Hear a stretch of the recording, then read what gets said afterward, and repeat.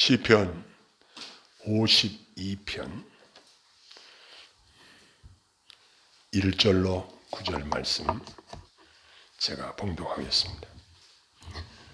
포악한 자에 내가 어찌하여 악한 계획을 스스로 자랑하는가. 하나님의 인자하심은 항상 있도다. 내 혀가 심한 악을 꾀하여 날카로운 삭도같이 간사를 행하는도다. 내가 선보다 악을 사랑하며 의를 말함보다 거짓을 사랑하는도다. 간사한 혀여, 너는 남을 해치는 모든 말을 좋아하는도다. 그런즉 하나님이 영원히 너를 멸하시며 너를 붙잡아 네 장막에서 뽑아내며 살아있는 땅에서 내 뿌리를 빼시리로다. 의인이 보고 두려워하며 또 그를 비웃어 말하기를, 이 사람은 하나님을 자기 힘으로 삼지 아니하 오직 자기 재물의 풍부함을 의지하여 자기 악으로 스스로 든든하게 하던 자라 하리로다. 그러나 나는 하나님의 집에 있는 푸른 감람나무 같으며 하나님의 인자하심을 영원히 의지하리로다. 주께서 이를 행하셨으므로 내가 영원히 주께 감사하고 주의 이름이 선하심으로 주의 성도 앞에서 내가 주의 이름을 사모하리이다. 아멘. 오늘 이 시의 배경을 앞에 설명하고 있습니다. 다윗의 맞새길 인도자를 따라 부르는 노래. 에돔인 도액이 사울에게 이르러 다윗이 아히멜렉의 집에 왔다고 그에게 말하던 때에, 이렇게 말씀하고 기록하고 있습니다. 사무엘상 21장과 22장을 읽어보면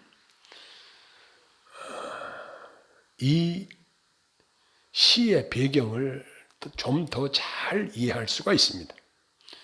여기 1절 말씀에 포악한 자로 나오는 사람은 바로 거기에 나오는 에돔 사람 도액을 가리키는 말인데, 이 도액은 자기의 이기적인 탐욕을 채우기 위해서 제사장 아히멜렉이 다윗에게 진설병 떡과 골리앗의 칼을 내어준 이 사실을 사울에게 밀고 한 사람입니다.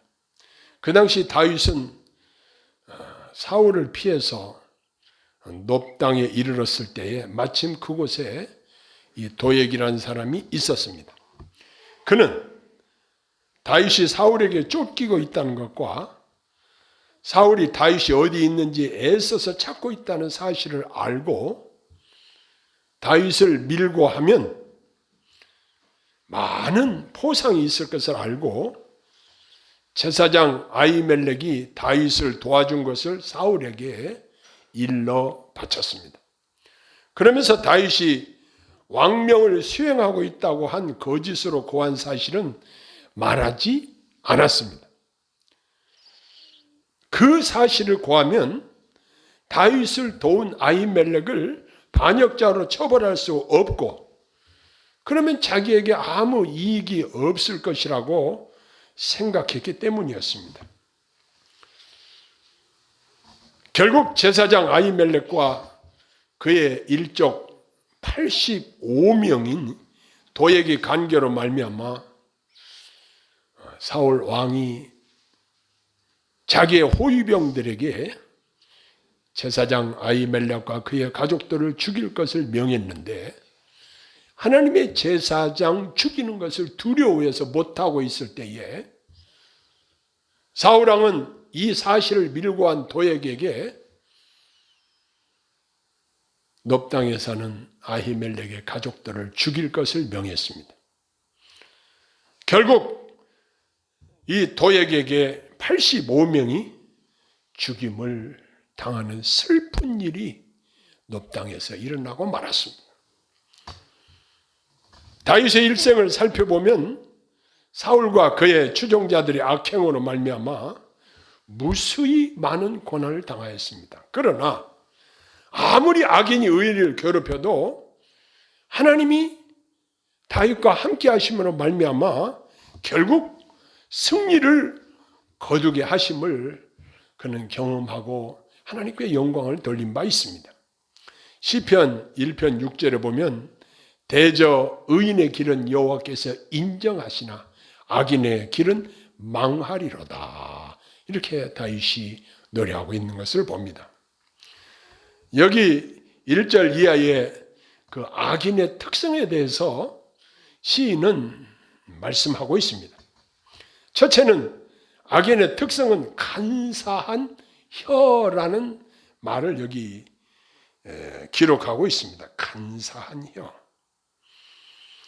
내 혀가 심한 악을 꾀하여 날카로운 삭도같이 간사를 행하는도다. 그랬습니다. 도액이 사울에게 일러 바치기를 아히멜렉이 다윗에게 식물을 주고 골리앗에 칼을 준 사실을 밀고 함으로 인하여서 제사장의 일가족이 몰살당하는 일이 생기게 된 것을 봅니다. 여기서 우리 사람의 혀에 가공할 파괴력을 보게 됩니다. 우리 혀로 다른 사람을 살리는 말, 격려하고 위로하고 유익을 주는 말, 은혜를 끼치는 말을 통해서 우리가 다른 사람들에게 유익을 끼치는 그러한 것이 되어야 마땅하다는 사실을 다시 한번 다짐하게 됩니다. 사람 속에 악으로 가득한 사람은 악한 말을 하게 되었습니다. 우리의 내면에 무엇으로 가득한지 알 수 있는 것은 다른 방법이 없습니다. 그 사람이 입에서 나오는 말이 악한 말이 나오면 악한 사람이구나. 올바른 착한 말이 나오면 착한 사람이구나. 말은 그 사람의 입술의 열매이기 때문에 열매로 그 나무를 안다고 했던 것입니다. 악인은 하나님이 멸하신다. 여기 5절에 보면 그런즉 하나님이 영원히 너를 멸하시며 너를 붙잡아 내 장막에서 뽑아내며 살아있는 땅에서 내 뿌리를 빼시리로다. 도액은 사울왕 시대에는 사울 왕에게 포상을 받고 인정을 받고 번성했을 수 있습니다. 그러나 그 후 사울 왕이 전사하고 통일 이스라엘 왕국의 왕이 바로 다윗이 되었습니다.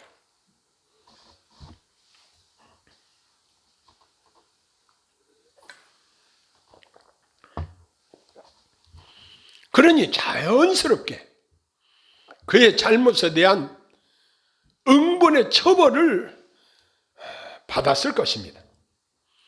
그리고 악인이 이 땅에서 벌을 받지 않고 죽을 수도 있습니다. 호의호식하고 잘 살 수도 있습니다. 그러나 하나님께서는 모든 사람들의 최후의 재판장이 되십니다. 결국 영원한 멸망에 처하게 될 것입니다. 그러므로 우리 성도님들은 최후 심판을 기억하면서 하나님의 뜻대로 살기를 소원하는 저와 여러분들이 되기를 소원합니다. 악인은 나무가 뿌리째 뽑히는 것처럼 완전한 파멸을 당할 것을 예언하고 있는 것입니다.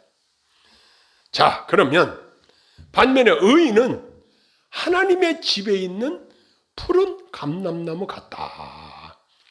이러한 표현을 사용하고 있습니다. 여기 감람나무는 우리가 쉽게 이야기해서 올리브 나무입니다. 이스라엘에서는 가장 귀중한 과수의 하나라고 합니다. 우리나라에서도 올리브유를 많이 수입해서 먹고 있죠. 이 나무가 30-40년 자라면 나무 높이가 한 7m쯤 자라고 그 한 나무에서 올리브 열매를 한 120kg 정도 수확이 가능하다고 합니다. 이 올리브 나무는, 감람나무는 번성과 축복과 미의 상징으로 쓰여집니다. 그래서 이 말씀은 번영과 형통을 상징하는 그러한 의미로 본문에서도 사용되어지고 있습니다. 그러나 이 시를 쓰고 있는 그 당시에는 다윗은 블레셋 왕 아기스에게 피난을 가야 될 정도로, 피난을 갔는데 사람들이 다윗을 보고 아니 저 사람이 다윗이 아닙니까? 사울이 죽인 자는 천천히요, 다윗이 죽인 자는 만만히로다 사람들이 노래했는데 저 사람이 다윗 아닙니까? 그때 다윗은 미친 척하면서 벽에 글씨를 쓰고 침을 흘리고 그래서 그 위기를 모면하고 그 자리를 뜬 사실이 있습니다. 그 당시 다윗이 번영하지도 형통하지도 못하는 도망자의 신세로 있었지만 그럼에도 불구하고 그는 하나님의 집에 심기운 감람나무다 이렇게 말하는 것은 하나님의 인자하심과 그의 이름을 의지했기 때문이라고 말씀하고 있습니다. 그래서 결국 장차 번영하고 형통하게 될 것이라는 믿음의 눈으로 앞을 내다보고 했던 노래인 것입니다. 다윗은 이 확신대로 그의 생애의 응답을 받았습니다. 생명의 근원이신 하나님의 인자하심에 그는 믿음의 뿌리를 두고 있었고 그는 결국 하나님과 백성들에게 인정받고 사랑받는 왕이 된 것입니다. 여기 하나님의 집에 있는 이 표현은 우리 주님 안에 있는 것과 같은 그러한 표현으로 생각이 됩니다. 우리가 즐겨 부르는 찬송가 주 안에 있는 나에게 딴 근심 있으랴 십자가 밑에 나아가 내 짐을 풀었네.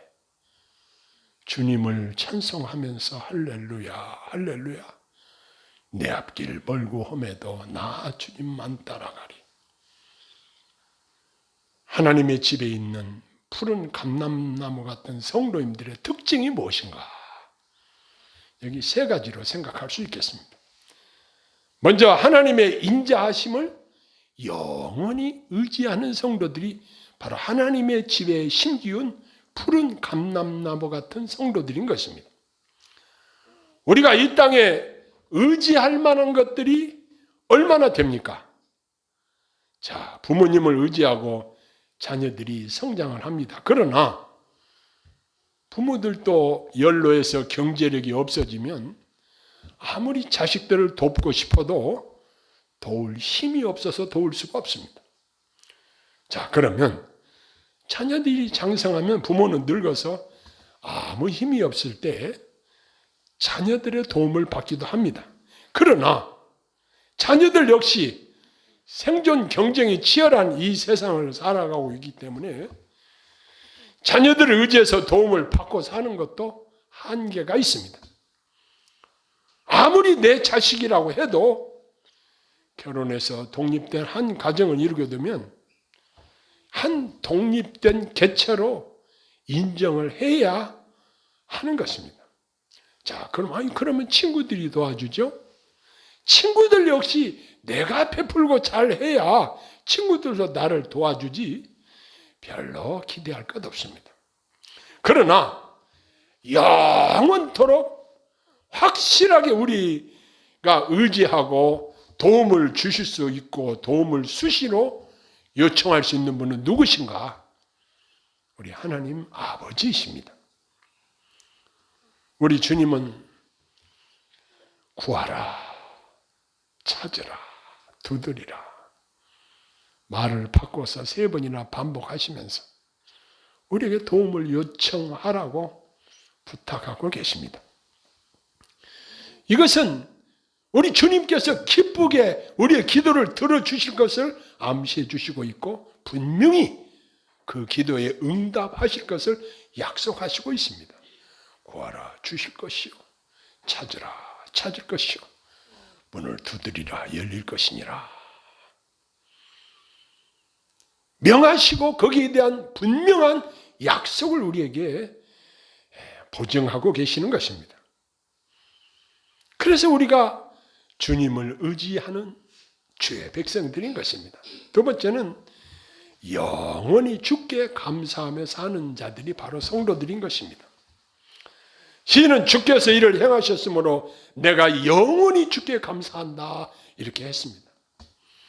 바울서 시에서는 성도의 감사를 그리스도인 생활의 중요한 덕목으로 말씀합니다. 그래서 명하시기를 범사에 감사하라고 명하십니다. 그 감사의 일반적 의미는 남이 베풀어 준 호의 및 선의에 대한 고마움, 즉 선의에 대한 승인의 정을 말한다. 이렇게 사전에 기록이 되어 있더라고요. 인간들 사이에서도 도움을 받은 사실에 대한 감사를 표현하는 것이 매우 중요합니다. 우리가 신앙생활을 하면서 하나님께 받은 은혜를 생각하면 얼마나 감사하는 일이 많은지요. 코로나가 생기면서 성도들이 모이기를 활발하게 마음 놓고 하지 못하고 자꾸 이제 모이는 숫자가 줄어들고 하니까 많은 교회들이 문 닫고 없어지는 교회들이 많이 생겨나게 되었습니다. 우리 노예, 우리 시찰에도 그런 교회가 하나 생겼는데 교회 폐쇄 신청을 했는데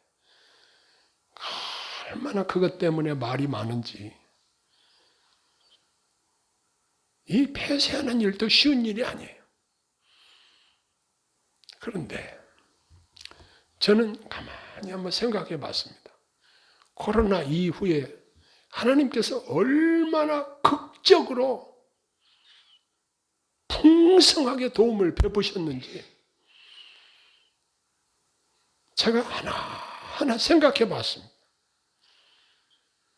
과연 나의 도움이 어디서 올고 내가 기대했던 사람에게 오는 것이 아니라 생각지도 않은 곳에서 하나님께서 도움을 베푸시는 것을 경험하게 됩니다. 이것은 우리에게 무엇을 가르칩니까? 도울 힘이 없는 사람을 의지하지 말고 나를 적극적으로 도우시는 하나님을 의지해야 될 것을 가르쳐주고 있고 하나님의 은혜에 감사하면서 살아야 될 것을 가르치고 있습니다. 하나님의 은혜에 우리가 감사하면서 살면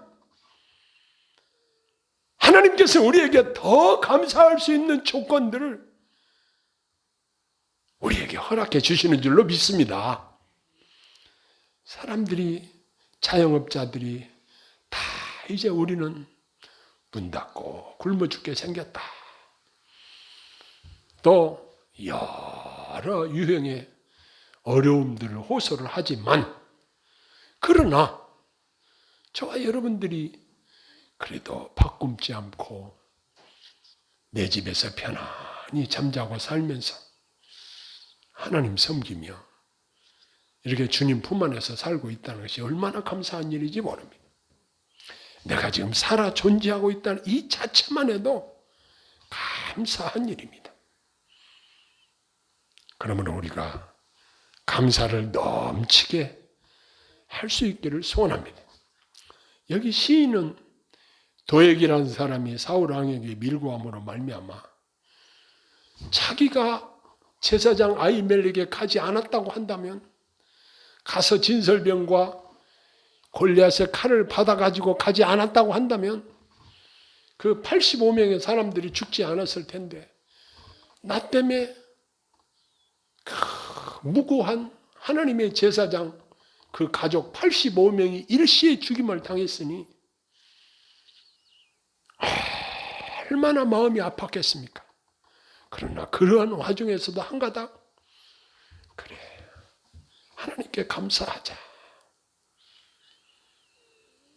그는 낙심하거나 실망하지 않고 앞으로 도와줄 것을 믿음으로 전능하신 하나님께 시편 52편에서 감사를 표현하고 있습니다. 여기 보면 주께서 이를 행하셨으므로 내가 영원히 주께 감사하고 9절에 기록하고 있습니다. 주께서 행하신 일로 말미암아 감사한다고 그랬습니다. 우리가 내 지혜, 내 능력, 내 계획으로 사는 것 같지만 우리 인생이 결국은 하나님의 손 안에 있습니다. 하나님이 나보다 앞서가시고 하나님이 나보다 먼저 일하시고 나를 위해서 도우시는 그 하나님의 은혜에 감사하는 저와 여러분들이 되기를 소원합니다. 세 번째는 주의 이름을 사모하는 것입니다. 여기 9절 하반절에 보면 주의 이름이 선하심으로 주의 성도 앞에서 내가 주의 이름을 사모하리다 그랬습니다. 우리 그리스도인들은 항상 우리를 사랑하시는 주님을 사모하며 사는 자들입니다. 찬송가 가사에 이런 가사가 있죠. 내가 영원히 사모할 주님 부드러운 그 모습을. 그렇습니다. 우리가 예배 전에 불렀던 86장에서도 주님을 사모한다는 내용의 가사를 보았습니다.